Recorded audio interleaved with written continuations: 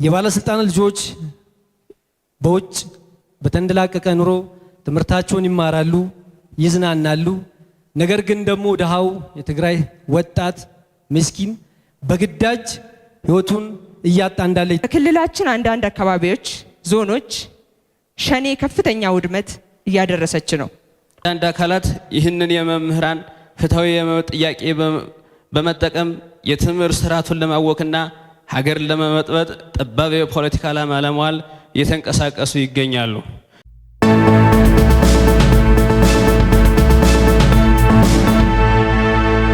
በመቀጠል ያሉኝ ሁለት ጥያቄዎችን አቀርባለሁ። አንደኛ የትግራይ ህዝብ በ27 የህወሓት አገዛዝ ዘመን ለድህነት ተጋልጧል። ከየትኛውም ክልል በላይ በድህነት የሚሰቃይ ህዝብ መሆኑን ማስቀመጥ ፈልጋለሁ። ምናልባትም በተለይ ገዢዎች የበለጸጉበት ስም ብቻ የትግራይ ህዝብ ያተረፈ በትግራይ ህዝብ የሚነግዱ እንዳሉ አሁንም ደግሞ ይባስ ብለው ስልጣናቸውን ለማቆየት በማሰብ የትግራይን ህዝብ ምሽግ በማድረግ ለጦርነት እየማገዱት ይገኛል። ምናልባት በትግራይ ክልል አርሶ አደሩ እርሻውን በስርዓት ተረጋግቶ ማረስ ያልቻለበት፣ የትግራይ ወጣት እንደማንኛውም ኢትዮጵያዊ ትምህርቱን መማር ያልቻለበት፣ እንደማንኛውም ወጣት ተንቀሳቅሶ ሀብት ንብረት ማፍራት እድል ያላገኘ በየጊዜው ለጥቂቶቹ ጥቅም ሲባል በግዳጅ የሚሰማራበት በጦርነት ህይወቱ እያለፈ ይገኛል። ምናልባትም የባለስልጣን ልጆች በውጭ በተንደላቀቀ ኑሮ ትምህርታቸውን ይማራሉ፣ ይዝናናሉ። ነገር ግን ደግሞ ደሃው የትግራይ ወጣት ምስኪን በግዳጅ ህይወቱን እያጣ እንዳለ ይታወቃል። ስለሆነም ይህ ሁኔታ ለማስቆምና የትግራይን ህዝብ ሰቆቃ፣ መከራ፣ ስቃይ ለማላቀቅ መንግስት ምን እየሰራ ነው የሚለውን የመጀመሪያ ጥያቄ። በክልላችን አንዳንድ አካባቢዎች ዞኖች ሸኔ ከፍተኛ ውድመት እያደረሰች ነው። ኦሮሚያ ነዋሪዎች ያለ ብሔርና ቋንቋ ልዩነት እየተረሸኑ ነው። በተለይ የኦሮሞ ተወላጆች በየቀኑ በሸኔ ይገደላሉ። በመሆኑም የመንግስት መዋቅር ይህንን ነገር ህዝቡን በአግባቡ በማደራጀትና በማንቃት የጸጥታ ኃይሉን በማጠናከርና ሌሎችን አግባብ ያላቸውን ስራዎች በመስራት አካባቢውን ከጠላት ለማጽዳት ምን ያሰበው ነገር አለ? እኛ የወጣቶቹስ ሚና እዚህ ውስጥ ምንድን ነው? ሁለተኛው ጥያቄ እንደ ሀገር መልካም አስተዳደር ማስፈን ስራ በርካታ ችግር ያለበት ሆኗል። ሌብነትም በመንግስት መዋቅር ውስጥ እየጎለበተ መጥቷል የሚልና በዚህም ወጣቱ እየተጎዳ ስለመሆኑ የኛ ዘመን ሚና በሚል መድረኮች ጎላ ብለው ቀርበዋል። በመሆኑም እነዚህ ችግሮች ለማስተካከል በመንግስት በኩል እየተሰራ ያለው ስራ ቀጣይ አቅጣጫና የወጣቱ ሚና ላይ ማብራሪያ ቢሰጥበት። ክቡርነቶ፣ ከቅርብ ጊዜ ወዲህ የከፍተኛ ትምህርት ተቋማት መምህራን ከደሞዝና ጥቅማጥም ጋር በተያያዘ ለመንግስት ጥያቄ አቅርበዋል። በአንጻሩ ደግሞ አንዳንድ አካላት ይህንን የመምህራን ፍትሃዊ የመብት ጥያቄ በመጠቀም የትምህርት ስርዓቱን ለማወክና ሀገርን ለመመጥበጥ ጠባብ የፖለቲካ ዓላማ ለማዋል እየተንቀሳቀሱ ይገኛሉ። ክቡርነቶ፣ በእርግጥም ሀገራችን አሁን ያለችበት ሁኔታ የምንረዳ ቢሆንም የከፍተኛ ትምህርት ተቋማት መምህራን ጥያቄ የሀገሪቱን አሁናዊ ሁኔታ አቅም ባገናዘበ መልኩ ፍትህ ከመስጠት አንጻር ምን ታስቧል? ክቡርነቶ፣ የመምህራን የመብት ጥያቄ ሽፋን አድርገው የትምህርትን ስርዓቱንና ሀገራችንን ለማወክ የሚጥሩ ኃይሎችንስ ከድርጊታቸው እንዲቆጠቡ ምን እየሰሩ ነው የሚሉ ጥያቄዎችን ለማንሳት ነው። አመሰግናለሁ። በርካታ ጸረ ሰላም ኃይሎች፣ ጸረ ኢትዮጵያ ሰዎች እንዳለ ከውስጥም ከውጭም ብዙ አይነት ጸረ ሰላሞች ክልሉን በከፍተኛ ደረጃ ሲያተራምሱ ነበረ። በዚህም ረገድ በትርምሱ ወቅት በርካታ ችግሮች እንደነበረ ህዝቦችን እንዲፈናቀሉ አድርጓል። ህዝባችንም እንደፈልጉ መንቀሳቀስ አልቻሉም።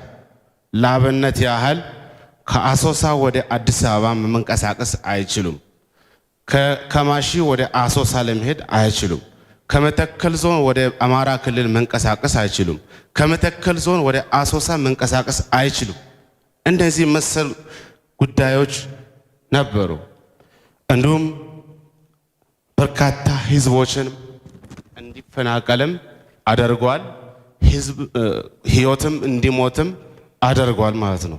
ንብረትም ወድሟል። መሰረተ ልማቶችንም ከጥቅም ውጭ ሆነዋል፣ ተቃጥሏል። እነዚህ ነገራቶች ስላሉ ስለዚህ ጠቅላይ ሚኒስትራችን ችግሩን በዘላቂነት ለማፍታት ምን አስቧል? የተፈናቀሉ የማህበረሰቦች ክፍሎችን መልሶ ለማቋቋም እንደ ክልል መንግስት በርካታ ስራዎች ቢሰሩም እንኳ እንደ ፌዴራል መንግስት ምን የታሰበ ነገር አለ? ከዚህ በፊት ዞን ከዞን የሚያገናኝ መንገድ የለም። ወረዳም ከወረዳም ቀበሌም ከቀበሌ የሚያገናኝ መንገድ ስቲል ናው የለም። የወደሙ መሰረተ ልማቶችም ስቲል አሁን በብዙ አሉ ማለት ነው። ስለዚህ እንደ ክልል መንግስት ያው እነዚህ የወደሙ ተቋማቶች በርካታ ተግባራቶች ሲያከናውኑ ነበረ። እንደ ክልልም እንደ ፌዴራልም እነዚህ ተቋማት መልሶ ለማቋቋም እንደ ፌዴራል ምን ታስቧል? የተነሱ ወሳኝ ጥያቄዎች ናቸው። እኔም ከእናንተ ጋር ለመወያየት ሀሳብ ለማጋራት እናንተም ለማድመጥ እድል ስላገኘው እጅግ አድርጌ አመሰግናለሁ። እንግዲህ እንደ ታላቅ እኔ ጎልማሳ ነኝ፣ ወጣት ስላልሆንኩ ብዙ ምክሮች ካሉበት ያው ከታላቅ የተሰጠ ምክር አድርጋችሁ ሰዱት። በመጀመሪያ ለልጅነት ወራት የታዳጊነት ወራት የምናቅድበት፣ የምንመኝበት፣ የምናለምበት ጊዜ ነው። በታዳጊነት ወቅት ዶክተር ሆናለሁ፣ ፓይለት ሆናለሁ፣ ሀብታም ሆናለሁ እያልን እናልማለን። የወጣትነት ጊዜ ግን የማቀጃ ጊዜ ሳይሆን እነዚያን በታዳጊነት ጊዜ የተመኘናቸውን ምኞቶች፣ ህልሞች፣ እቅዶች የምንሰራበት ጊዜ ነው። አሁን እናንተ የምታልሙበት ጊዜ አልቋል። የምትሰሩበት ጊዜ ነው አሁን ያለው ጊዜ። ቀጥሎ ያለው የእርጅና ጊዜ ደግሞ የሪፖርት ጊዜ ነው። ልጅ እያለሁ እንዲህ ተመኘው፣ ወጣት እያለሁ እንዲሰራው ብለን የምንተርክበት፣ የምናስተምርበት፣ ለተቀረው ትውልድ ሀሳብ የምናካፍልበት ጊዜ ነው።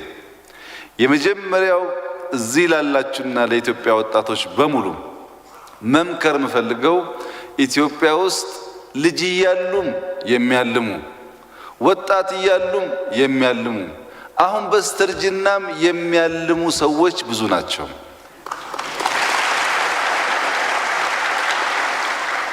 ከነሱ ሪፖርት መስማት ሲገባን፣ ልምድ መስማት ሲገባን፣ አሁንም በስተርጅና እንደ ታዳጊ የሚያልሙ ሰዎች የበዙበት ሀገር ሲሆን እድገት ማምጣት ያስቸግራል እና እናንተ ከህልም ውጡ፣ ከሪፖርትም ውጡ። በቻላችሁት አቅም ስራ ጀምሩ። ስራ ማለት በአንድ ቀን እንደዚህ አይነት ፎቅ መስራት አይደለም። ይሄ ፎቅ ሲጀመር መሀል ላይ ብትመጡ ቆሻሻ ነበር፣ ለማየት አይመችም። ዛሬ እንደዚህ ያማረው በብዙ ጥረት፣ በብዙ ልፋት፣ በብዙ ድካም ነው እና በምንሰራበት ጊዜ መስራት ካልቻል በኋላ ቁጭት ያስከትላል። ቁጭት ያስከትልና ቁጭት ደግሞ አንገር ይፈጥራል፣ ቁጣ ይፈጥራል። ያ ቁጣ ነው አሁን በሽማግሌዎች ላይ የምናየው። ማሸማገል በሚገባቸው ጊዜ የሚያባሉን ሰዎች የበዙበት ዋናው ምክንያት በውስጣቸው የህልም ብዛት ግን የክንውን እጥረት ቁጣ ስላለ ነው። ያ ቁጣ እናንተም ውስጥ እንዳያጋጥም የስራ ጊዜ መሆኑን ተገንዝባችሁ ባላችሁበት ከባቢ ስራ ሳትንቁ በመስራት ነገን እንዳትቆጩ ራሳችሁን ብታዘጋጁ መልካም ይሆናል። እኔ ዛሬ ለተነሱ ጥያቄዎች ምላሽ ሲሰጥ ለስራ የተዘጋጀ ለስራ ጉልበት ጭንቅላት ያለው ኃይል ምን ቢያደርግ መልካም ፍሬ ሊያፈራ እንደሚችል፣ እንዴት ቢሰራ ውጤታማ እንደሚሆን፣ ያስተሳሰብ መዋቅሩ ምን መሆን እንዳለበት፣ የእሳቤ ስልቱ ምን መሆን እንዳለበት ነው እያነሳው የምናገረው። ያን ከወሰዳችሁ በኋላ በያላችሁበት ስፍራ በመስራት ውጤታማ እንደምትሆኑ ተስፋ አደርጋለሁ። የመጀመሪያው አንድ እህቴ ስትጠይቅ ኢትዮጵያን አናቃትም ብላለች። ይህን ነገር አቅላችሁ እንዳታዩት። ኢትዮጵያን እናንተ ብቻ ሳትሆኑ እኛም አውቀን አልጨረስናትም፣ ገና ነው። ኢትዮጵያ ማለት የከርሰ ምድር ሀብት አላት፣ አውቀን አልጨረስነውም። የት ነዳጅ አለ፣ የት ወርቅ አለ፣ የት ውሃ አለ፣ የት ውሃ የለም፣ የት ነው ማዕድን የከበረ ድንጋይ ያለው፣ የት ነው የሌለው፣ አውቀን አልጨረስንም። ኢትዮጵያ በአፍሪካ ውስጥ በድምሩ አብዛኛው ተራራ ከ50% በላይ ተራራ ያለበት ሀገር ነው። ኢትዮጵያውያን ግን ተራራ ማልማት፣ በተራራ ውስጥ መጓዝ፣ የተራራን ጥቅም ለማየት ገና ብዙ ማወቅ የሚገባን ነገር አለ። ትግራይ ያለው ሰው ትግራይ ላይ ቆሞ ነው ኢትዮጵያ የሚለው። ደቡብ ያለ ሰው ደቡብ ላይ ቆሞ ነው ኢትዮጵያ የሚለው። የራሱን ሰፈር እያየ ነው ዘሆል ኢትዮጵያን የሚያየው። ለማወቅ ብዙ መጣር አለብን። አሁን የተጀመረው የወጣቶች የሰሞኑ ጉብኝት ቢጠናከር ብዬ የማስበው ወደፊት እኛም እያሰብንበት የተዘጋጀንበት ያለ ጉዳይ ነው። አንድ ወጣት ሃይ ስኩል ከጨረሰ በኋላ ወደ ዩኒቨርሲቲ ከመግባቱ በፊት ለጥቂት ወራት የብሔራዊ አገልግሎት አይነት ስያሜው ለጊዜው ያልታወቀ ሰርቪስ ያስፈልገዋል። ያ ሰርቪስ ከክልሉ ውጭ ከአካባቢ ውጭ ያለውን ነገር ለማየት ይጠቀምበታል። እንደ ከዚህ ቀደሙ አስገዳጅ አናደርግም። በግድ ካልዘመት ካንልም፣ በግድ ሄደ አገርን ካላወቅ ካንልም። ነገር ግን አገሩን የማያውቅ ሰው ስራ አንቀጥርም። ስራ የምንቀጥረው ሃይ ስኩል ጨርሶ 3 ወር 4 ወር ወጣ ብሎ አገር ለማየት ለመስራት የሞከረን ሰው ስራ ስንቀጥር አንዱ መመዘኛችን እሱ ይሆናል።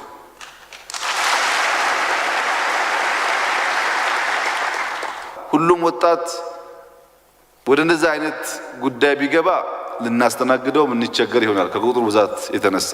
ነገር ግን መጀመር ያስፈልጋል። ኢትዮጵያን ሳናቅ ኢትዮጵያን ማልማት፣ ኢትዮጵያን መምራት ስለሚያስቸግር ኢትዮጵያን በሚመለከት ጠቅለል አድርጎ ለማየት ኢትዮጵያ እንደ ንስር ትመሰላለች። እንደ ነው ያልኩት። ኢትዮጵያ ንስር ናት ሳይሆን ኢትዮጵያ እንደ ንስር ትመሰላለች። ንስር በሰማይ ላይ በከፍታ መብረር የሚችል፣ በከፍተኛ ፍጥነት መጓዝ የሚችል፣ በሰዓት በርካታ ማይል መሄድ የሚችል መብረር የሚችል፣ ከሰማይ ላይ ሆኖ ባህር ውስጥ አድኖ መውሰድ የሚችል በጣም ብርቱ በአዋፍ ዝርያ ውስጥ የሚታይ የተፈጥሮ ጸጋ የተሞላ ነገር ነው። ይህ ንስር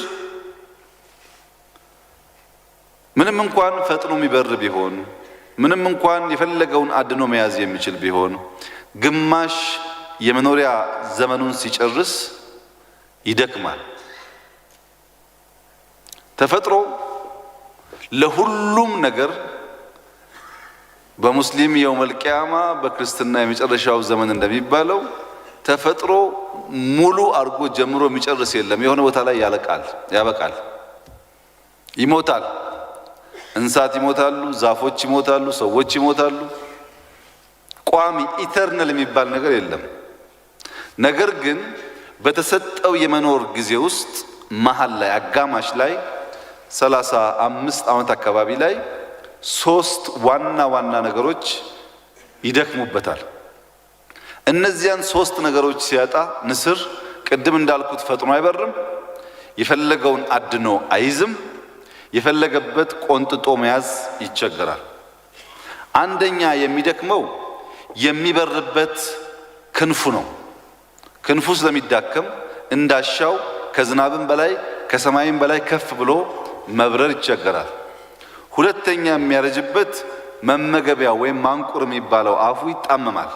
አድኖ የሚያነሳው አፉ እየረዘመ ሲጣመም እንዳሻው ፒክ ማድረግ ይቸገራል። ሶስተኛ የሚያረጅበት ጥፍሩ ነው። በየሄደበት ቆንጥጦ የሚይዝበት ጥፍሩ እያደገ እያረጀ ይሄዳል። እነዚህ ሶስት ነገሮች ሲበላሹ ንስር ያ የነበረውን ማንነት፣ ያ የነበረውን ክብር፣ ያ የነበረውን ብቃት እያጣ ይሄዳል። ኢትዮጵያም በሆነ ጊዜ ጠንካራ ሀያል ሀገር ነበረች። በነገራችን ላይ ኢትዮጵያ ሲባል አሁን ያለውን ካርታ ብቻ አትመልከቱ። ዘሆል እኛ አካባቢ ያሉ ጎረቤቶች አንዳንዶች እንደሚሉት ኢትዮጵያ የሚለው ስም የአፍሪካ ስም ነው። ኢትዮጵያ ሶስት ነገር ልክ እንደ ንስር አጣለች። አንደኛው ያጣችው ነገር ሰውን፣ ዜጎቿን በፍቅርና በአንድነት ማቆየት አልቻለችም። ዜጎቿ ሰዎች በፍቅር በአንድነት በይቅርታ መንፈስ አንድ መሆን አልቻሉም። ከዚህ ቀደምስ አንድ ሆነው አድዋ ላይ ታላቅ ገድል ሰርተው አሳይተዋል። አሁን ባለው መከፋፈል አድዋ ደግሞ ቢፈጠር ሌላ የውጭ ሰው ሳያስፈልግ እርስ በርስ ተባልተን ኢትዮጵያን ለጠላት አሳልፈን እንሰጣለን። ያኔ ነፃነት እንድናገኝ ያደረገን ነገር አንድ መሆናችን ነው። አንድ ሲባል በዚያን ጊዜ ሴቶች አልነበሩም፣ በዚያን ጊዜ ወንዶች አልነበሩም ማለት አይደለም። የጾታ ልዩነት ነበረ። በዚያን ጊዜ ኦሮሞዎች አልነበሩም፣ አማራዎች አልነበሩም፣ ትግራዮች አልነበሩም ማለት አይደለም። ወላይታም፣ ጉራጌም፣ ሀዲያም ነበሩ። በዚያን ጊዜ ሙስሊም ክርስቲያን አልነበረም ማለት አይደለም፣ ነበረ። እነዚህ ልዩነቶች ግን ጌጥ ነበሩ። እነዚህ ልዩነቶች ኢትዮጵያን ለመከላከል የሚጋርዱ አልነበሩም። በወቅቱ በአንድ ላይ ተመው መስዋዕትነት ከፍለው ሀገራቸውን ነፃ ማድረግ ችለዋል። አንድ ያጣው ነገር አንድ መሆን ነው። አንድ መሆን ሲባል ግን አንድ አይነትነት ማለት አይደለም። ልዩነት አለ። በጾታ፣ በቋንቋ፣ በእምነት ሰዎች የሚለያዩበት ነገር አለ። እንደ ሀገር ግን አንድ ሀገራዊ ማንነት ይዘው መቆም የሚችሉ የሀገርን ጥቅም የሚያስከብሩበት አውድ ነበራቸው። ያ መመለስ አለበት፣ እንደ ንስር ራሳችን ለማደስ። ይሄን ለመመለስ በሚደረግ ጥረት ውስጥ አንድነት፣ ኢትዮጵያዊነት፣ ፍቅር፣ መደመር ሲባል ለምን ታዲያ መደመር እየተባለ ሰው ይሞታል? ለምን አንድ እንሁን እየተባለ የመከፋፈል ዜና ይነገራል ብለው የሚያስቡ ሰዎች አሉ። አንድ እንሁን ማለት በአንድ ጀንበር የሚከወን ቢሆን ኖሮ ልዩነት ባልተፈጠረ ነበር። ያ ንስር 35 ዓመት ከኖረ በኋላ ጥፍሩን ነቅሎ ለመቀየር ቢያንስ 5 ወራት እየደማ እየተራበ ከሱ ዝርያዎች ተነጥሎ ለብቻው ሆኖ ጊዜ ያስፈልገዋል። እንዲሁ በዋዛ በቃ ጥፍሬ ስላደገ ዛሬ ነቅየው ወይ ተቆርጨው ነገ አዲስ ንስር ሆኜ እመጣለሁ ማለት አይችልም። ሂደት ይጠይቃል። እኛ አሁን የምንዘራው አንድነት፣ የምንዘራው ፍቅር፣ የምንዘራው ይቅርታ ልክ እናንተ ውስጥ እንዳለው ከናንተ በታች በሚፈጠረውም ትውልድ እንደሚፈጠረው ካለ ጥርጥር ኢትዮጵያን ወደ ነበረው ማንነቷ ይመልሳታል። ጥርጥር የለውም። ለምን ጥርጥር የለውም? መልካም ዘር ነው እየዘራን ያለ ነው። መልካም ስንዴ ነው የምንዘራው። አንድ ስንዴ እንዘራለን፣ 100 200 ሆኖ አብቦ አፍርቶ እናየዋለን። አሁን ለምንድን ነው ታዲያ በዚያ ልክ የማይደመጠው? ቅድም እንዳልኳችሁ በታዳጊነት ዘመናቸውም ሲያልሙ የነበሩ፣ በወጣትነት ጊዜያቸውም ሲያልሙ የነበሩ፣ አሁንም በህልም የሚቃዡ ሰዎች ስላሉ ባጠረ ጊዜ ውስጥ